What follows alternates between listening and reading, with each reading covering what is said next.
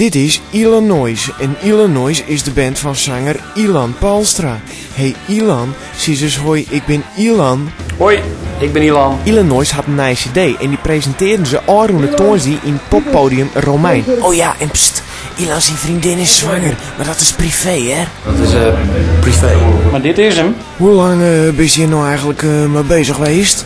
Nou, het is nu al 1,5 jaar, 2 jaar geleden dat we zijn begonnen met de opnames. Nu eindelijk is het zover. Do You Hear Me?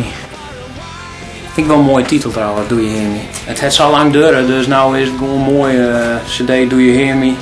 Dan wij litten nou van de GR. Waar hè? Ik ben er. Hey, ho.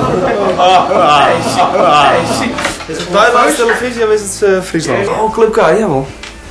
Zeker. Dat is toch een omroep Drenthe of net? Ja, zoiets ja. Maar Siep, wat vies nou eigenlijk van Illinois? Het is wel een band die kans had om in Friesland echt succes te gaan. Maar het is wel heel erg moeilijk, maar het proberen waard, nog steeds. Ja, dat is het zeker en daarom stiet nou de live registratie van het nummer White Orange Sky op de website.